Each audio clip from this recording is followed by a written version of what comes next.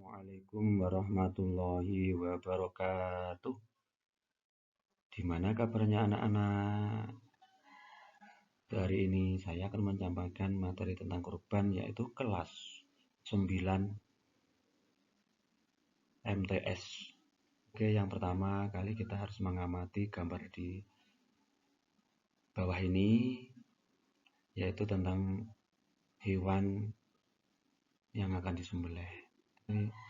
Kemudian ada gambar sapi yang akan disembelih, kemudian kambing yang akan disembelihnya. Itu kita harus tahu tentang pengertian kurban.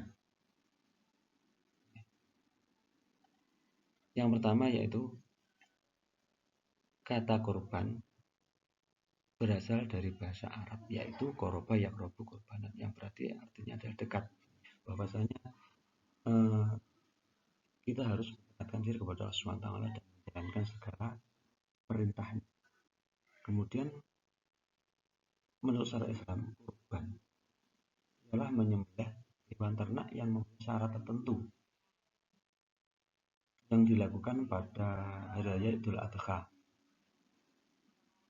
dan hari tasyrik, yakni mulai tanggal 11, 12, dan 13 Dzulhijjah, mata-mata yaitu untuk mendekatkan diri kepada Allah Subhanahu. Yang kedua, dasar hukum kurban. Hukum kurban adalah sunnah muakkad bagi orang Islam yang mampu. Kemudian bisa menjadi wajib jika kurban tersebut karena adalah nazar atau janji. Sebagian ulama berpendapat bahwasannya hukum kurban adalah wajib sesuai dengan hadis Rasulullah SAW.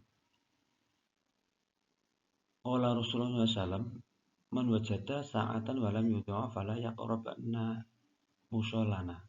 Artinya Rasulullah SAW bersabda, barang siapa yang memiliki kemampuan tapi kurban, maka janganlah dia mendekati tempat sholat kami. Ahmad. Kemudian firman Allah SWT di dalam surat Al-Kautsar ayat 1-3. Bismillahirrahmanirrahim.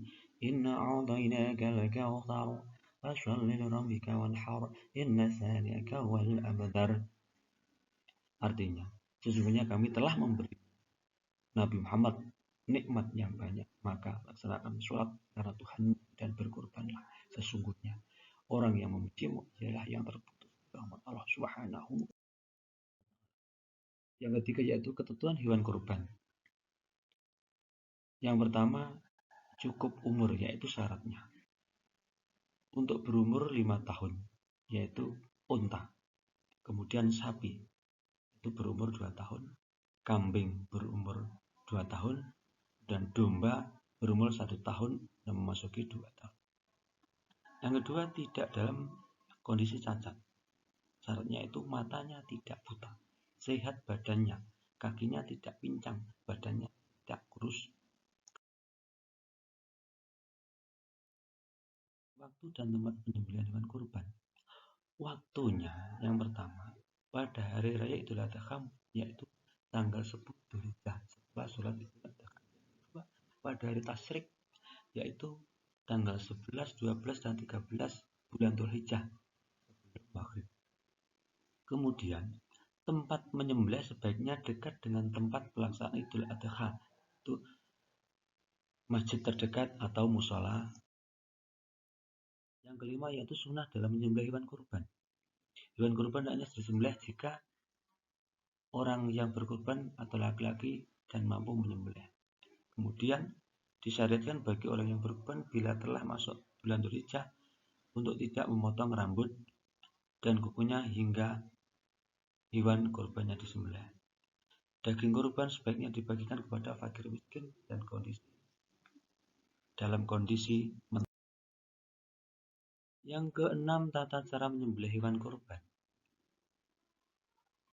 Hewan yang akan disembelih dibaringkan ke sebelah rusuknya dengan posisi mukanya menghadap ke arah kiblat diiringi dengan membaca doa.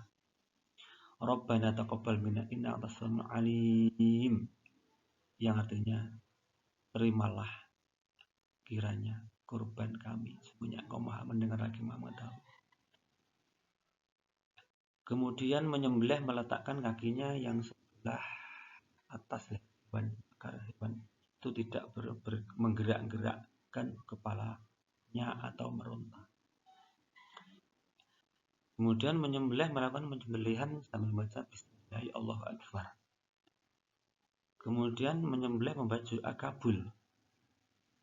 Allahumma minna wa alaika Allahumma taqabbal minna.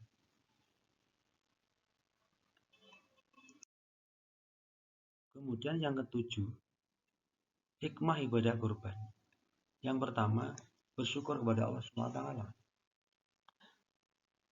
menghidupkan syariat Nabi Ibrahim. Yang ketiga, mengikis sifat tamak dan wujudkan sifat murah, mau membelanjarkan hartanya di jalan Allah SWT. Yang keempat, menjalankan hubungan kasih sayang antara sama manusia, terutama antara yang kaya dan miskin. 5. Sebagai mediator untuk persahabatan dan wujud kesejahteraan sosial. Yang keenam yaitu ikut meningkatkan gizi masyarakat. Mudah-mudahan materi yang saya sampaikan bermanfaat bagi anak-anak kita semuanya. Ya, kita akhiri.